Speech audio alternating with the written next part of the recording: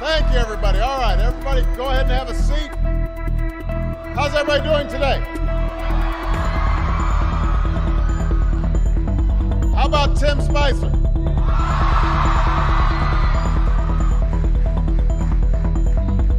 I am here with students at Wakefield High School in Arlington, Virginia.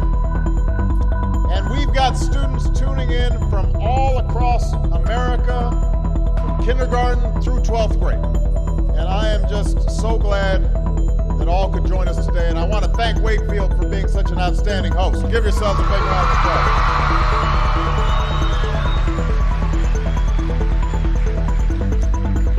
Now, I know that for many of you, today is the first day of school. And for those of you in kindergarten or starting middle or high school, it's your first day in a new school, so it's understandable if you're a little nervous. I imagine there's some seniors out there who are feeling pretty good right now. Just one more year to go. And no matter what grade you're in, some of you are probably wishing it were still summer. You could have stayed in bed just a little bit longer this morning. I know that feeling. When I was young, my family lived overseas. I lived in Indonesia for a few years. And my mother, she didn't have the money to send me where all the American kids went to school. But she thought it was important for me to keep up with American education. So she decided to teach me extra lessons herself, Monday through Friday. But because she had to go to work, the only time she could do it was at 4:30 in the morning.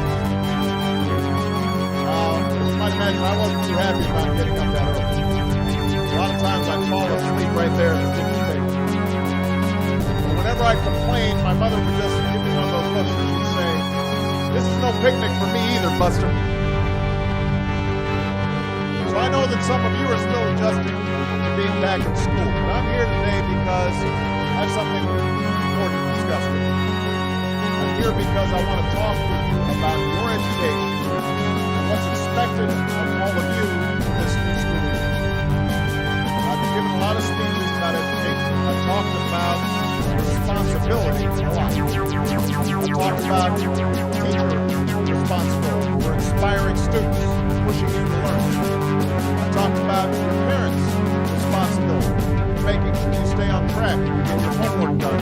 Don't spend every waking hour in front of the TV or the Xbox. I've talked a lot about your government's responsibility for setting high standards, supporting teachers and principals, and turning around schools that aren't working.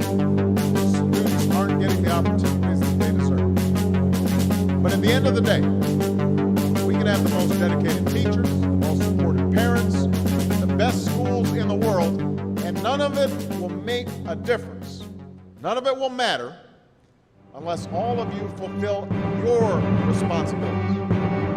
Unless you show up to those schools, unless you pay attention to those teachers, unless you listen to your parents and grandparents and other adults, and put in the hard work it takes to succeed. That's what I want to focus on today. The responsibility each of you has for your education. I want to start with the responsibility you have to yourself. Every single one of you has something that you're good at. Every single one of you has something to offer. You have a responsibility to yourself to discover what that is. That's the opportunity an education can provide. Maybe you could be a great writer, maybe even good enough